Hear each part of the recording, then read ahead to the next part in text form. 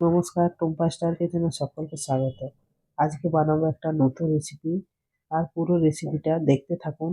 আজকে বানাবো ফুলকপি দিয়ে ফুলকপির পরোটা। এখানে আমি 2 বাটি আটা নিয়েছি আর স্বাদ মতো লবণ দিয়ে দেবো। সব উপকরণগুলোকে খুব ভালো করে মিক্স করে নিচ্ছি আর অল্প অল্প জল দিয়ে একটা ডো বানিয়ে নেবো। এরপর উপর থেকে একটু তেল ছড়িয়ে দিলাম, ভালোভাবে মেখে নিচ্ছি। এবার আমি ঢাকা দিয়ে 10 মিনিটের জন্য রেখে দিচ্ছি। আর এদিকে আমি ফুলকপিগুলোকে আগে থেকে কেটে ধুয়ে রেখেছিলাম। এবার আমি কড়াই সরষার তেল 1 চামচের মতো দিয়ে দিলাম, আর ফোড়নের জন্য 5 ফোড়ন দিলাম, আর তেজপাতা আর একটা শুকনো লঙ্কা দিয়ে দিলাম। কেটে রাখা কপিগুলো এই তেলের ওপরই দিয়ে দেবো। এখন শীতের কপি খুব তাড়াতাড়ি সেদ্ধ হয়ে যাবে, তাই আলাদা করে সিদ্ধ করছি না। তেলের উপর একটু নেড়ে এবার আমি লবণ আর হলুদ দিয়ে আবারও একটু নেড়ে চেড়ে ঢাকা দিয়ে দেবো। 5 মিনিট পর ঢাকাটা খুলে আবারও একটু নেড়ে দিচ্ছি। দেখুন কপিটা অনেকটা নরম হয়ে গেছে আর একটু ভাজা ভাজাও হয়ে গেছে। এবার আমি খুব ভালোভাবে এটাকে ম্যাশ করে নেব। খুব ভালোভাবে শুকনো শুকনো করে মিশিয়ে নেব। দেখুন খুব সুন্দর মেশানো হয়ে গেছে, সেদ্ধ খুব ভালোভাবে হয়ে গেছে। এবার আমি উপর থেকে কিছু কসুরি মেথি দিয়ে দিলাম। ফুলকপির পুরটাকে এবার নামিয়ে নেব।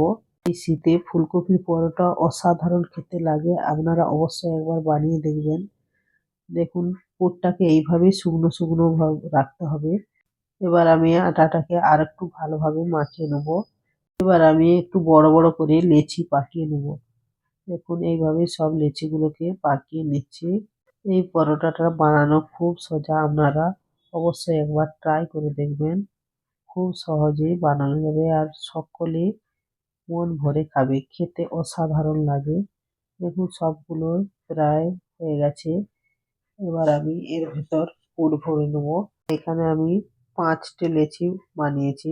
দেখুন ভালোভাবে এর ভিতরে পুরটাকে ভরে নিয়েছি। এবার আমি মুখটাকে বন্ধ করে দেবো আর এর উপর একটু শুকনো আটা দিয়ে দিচ্ছি, যাতে না চিটিয়ে যায়। দেখুন খুব সুন্দর করে হালকা হাতে এইভাবে একটু একটা করে নেবো আর খুব হালকা হাতে এগুলোকে বেলে নেবো, যাতে না ফেটে পুরটা বেরিয়ে যায়।